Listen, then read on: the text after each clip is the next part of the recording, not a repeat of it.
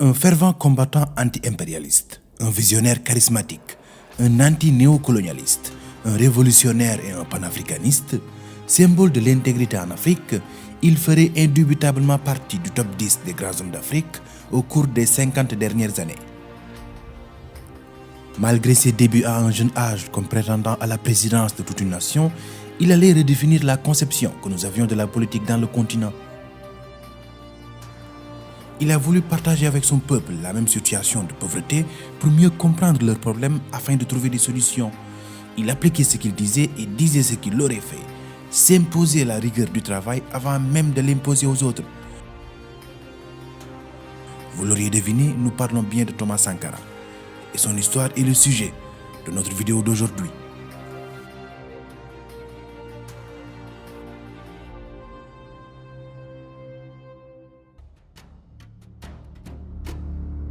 Notre histoire commence dans la Haute-Volta, une colonie de l'Afrique occidentale française. En effet, la colonie a été créée par un décret signé le 1er mars 1919 à partir des territoires qui formaient auparavant le Haut-Sénégal-Niger et la Côte d'Ivoire. Elle fut par la suite dissoute le 5 septembre 1932 et chacune de ces parties étant administrée par la Côte d'Ivoire, le Soudan français et le Niger. Après la Seconde Guerre mondiale, le 4 septembre 1947, elle fut recréée dans ses frontières initiales au sein de l'Union française. Et c'est le 21 décembre 1949 à Yako que va naître l'homme qui va changer la face de la Haute-Volta. Il s'appelait Thomas Noël Isidore Sankara. Fils d'une mère Moussi, le groupe de population le plus important du pays, et d'un père Peul, ancien combattant de la Seconde Guerre mondiale, il est le troisième enfant mais le premier garçon d'une fratrie de 11. Au nom du droit naturel de l'homme à la liberté, à l'égalité et à la fraternité, je proclame solennellement l'indépendance de la République de Haute-Volta. Le 5 août 1960, Thomas Sankara était à l'école primaire à Gaoua, lorsque le président Yaméogo proclama l'indépendance de la Haute-Volta. Après ses études au lycée Wessin Koulibaly de Bobo-Dioulasso, il va rapidement se rendre à Ouagadougou, où il intègre l'école militaire préparatoire de Ouagadougou, un établissement fondé par l'armée française en 1951 sous le nom d'École des enfants de troupes de Ouagadougou et qui deviendra ensuite le Prytanée militaire de Kayogo. Le 1er octobre 1969, après le bac, il suit une formation à l'EMIA, l'école militaire d'interarmes de Yaoundé, au Cameroun. Puis il embarque pour Madagascar, où il rejoint l'académie militaire d'Ansirabé, dans le centre du pays, pour y suivre une formation d'officier de l'armée. Il assista alors au théâtre d'une révolution dans laquelle l'armée joua un rôle déterminant.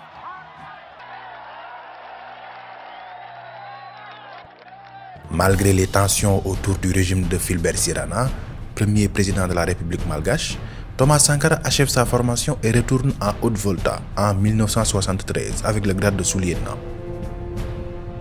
Il est affecté à Bobo-Dioulasso, deuxième ville du pays, située dans le sud-ouest, pour y former une compagnie de jeunes recrues. Mais en 1974, une guerre éclata entre la Haute-Volta et le Mali pour le contrôle de la bande d'Agacher. Thomas Sankara y sauve l'honneur de sa patrie et est érigé en héros. L'armée reconnaissante va lui donner l'occasion de créer son unité. C'est l'unité de Pau. Il devient ainsi en 1976 commandant du SENEC, le Centre national d'entraînement commando situé à Pau, à 150 km au sud de la capitale. Alors que le pouvoir du président Lamizana est de plus en plus contesté, en particulier depuis l'instauration du parti unique en novembre 1975, Thomas Sankara connaît un début de carrière plutôt brillant.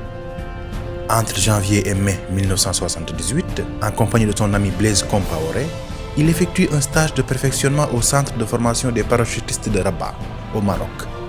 Après ce séjour marocain, Blaise Compaoré devient l'adjoint de Sankara à la tête du SENEC. Nous sommes vers la fin des années 1970. La vie politique burkinabé alterne période autoritaire et démocratie parlementaire. De surcroît, elle est émaillée de scandales financiers, ce qui conduit de jeunes officiers comme Thomas Sankara à s'investir en politique. Avec quelques-uns de leurs frères d'armes comme Henri Zongo, Bokari Kaboré ou encore Jean-Baptiste Bokari Lingani, il crée le ROC, regroupement des officiers communistes. En novembre 1980, après 2 mois de grève déclenchée par les syndicats enseignants, le général Aboubakar Sangoulé Lamizana est renversé par un coup d'état du colonel Saïd Zerbo, qui accède à la magistrature suprême. Il met aussitôt en place le CMRPN, le Comité militaire de redressement pour le progrès national, dont il devient le président. Au cours des années suivantes, Sankara va connaître une ascension fulgurante.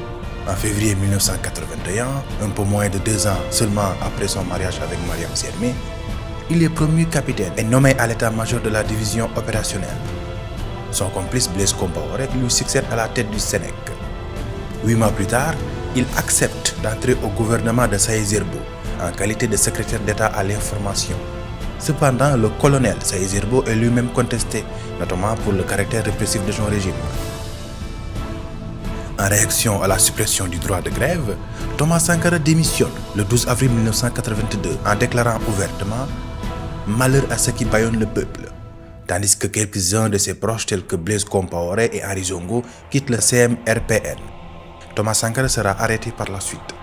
Le 7 novembre 1982, Jean-Baptiste Ouédraogo et un groupe de jeunes officiers mettent un terme par coup d'État au régime du colonel Saïd Zerbo. Ils instaurent alors le Comité provisoire de salut du peuple, CPSP. Le 13 novembre 1982, le CPSP mue en CSP, Comité de salut du peuple, qui devient l'organe dirigeant du nouveau pouvoir. Le médecin commandant Jean-Baptiste Ouédraogo est désigné président du CSP, chef de l'État. Il nomme par la suite Premier ministre le capitaine Thomas Sankara. Rapidement, une aile dite de droite et une aile dite de gauche de l'armée voltaïque se forment. D'un côté, nous avons l'aile droite, représentée par Jean-Baptiste Ouédraogo, Gabriel Yorian Somé et Jean-Claude Kambouélé, qui sont pour le retour d'une démocratie dite pluraliste et la réintégration des anciens politiciens balayés par la CMRPN dans le paysage politique voltaïque. De l'autre côté, nous avons l'aile gauche amenée par Thomas Sankara, qui avait pour ambition l'instauration d'un changement radical dans la gestion de l'État. Très vite, Thomas prend toutes les décisions. Il s'attaque aux féodaux, chefs coutumiers et religieux, et s'attaque aussi aux fonctionnaires et aux militaires corrompus. Des tensions se créent entre l'aile droite et l'aile gauche, et le président rappelle à l'ordre Sankara lors d'un meeting le 26 mars 1983. Mais le 30 avril, à l'insu de Ouédraogo, Thomas invite le dirigeant libyen Muammar Kadhafi. Cet événement attise des conflits internes tout en attirant l'attention des puissances étrangères. Le 17 mai, il est accusé de menacer l'unité nationale et est arrêté. Cet événement coïncide avec l'arrivée de Guy Pen, le conseiller du président français pour les affaires africaines, à Ouagadougou. Cela confirme le doute de Sankara quant à la liaison entre ces 2 événements. D'autres membres de l'aile gauche, comme Henri Zongo et Jean-Baptiste Lingani, sont arrêtés à leur tour. De ce fait, Blaise Compaoré s'enfuit à Pau, où il se déclare officiellement en rébellion. À Bobo-Dioulasso et à Ouagadougou, la jeunesse soutenue par les partis de gauche et les syndicats multiplient les manifestations pour demander la libération de Sankara. Le 4 août 1983, les hommes du Sénèc, avec Blaise Compaoré à leur tête, investissent Ouagadougou, accompagnés d'une foule en liesse. C'est un coup d'État. Thomas Sankara devient ainsi le nouveau président de la République de Haute-Volta. Il devenait ainsi leader d'un pays pauvre où 2 enfants sur 10 mouraient avant d'atteindre l'âge de 10 ans. Une nation avec un faible taux d'alphabétisation et une espérance de vie qui ne dépassait pas les 50 ans. Avec l'appui de partis jusque-là clandestins et d'obéissance marxiste-léniniste, Thomas Sankara et ses camarades proclament la révolution et mettent sur pied un Conseil national de la révolution, le CNR. 20 jours après ce nouveau coup d'État, le gouvernement du CNR est constitué et est composé de 15 civils et de 5 militaires qui détiennent les postes clés. Dans ce gouvernement ainsi formé, Thomas Sankara, en plus du président du CNR, est aussi ministre de l'Intérieur et de la Sécurité. Blaise Compaoré devient ministre d'État délégué à la présidence. Lingani est chargé de la défense nationale, Zongo ministre des sociétés d'État et Abdou Salam Kaboré devient ministre de la Santé. Très vite, Kaboré met sur pied les comités de défense de la Révolution, les CDR, inspirés de l'expérience cubaine, et chargés de suppléer les chefs traditionnels. En plus des pouvoirs féodaux, les CDR sont responsables de la sécurité, de la formation politique et de la production de produits locaux. Mais cette révolution n'est pas bien accueillie par un certain nombre de dirigeants, surtout le puissant voisin Houphouët-Boigny de la Côte d'Ivoire. Mais cela ne freine pas Sankara. Il continue tant bien que mal son projet de développement en menant d'importantes réformes que nous mettrons en évidence dans la partie 2 de l'histoire de Sankara. Cependant, je vous laisse avec une question. Qui a été réellement le chef d'orchestre du coup d'État du 4 août 1983? Thomas Sankara ou Blaise Compaoré? La réponse à cette question va nous aider pour mieux comprendre les crises qui vont secouer le CNR. Voilà, nous sommes arrivés au terme de la première partie. Je vous invite à aimer et à partager la vidéo si elle vous a plu. Je vous invite aussi à vous abonner et à activer la cloche de notification pour ne pas rater la deuxième partie.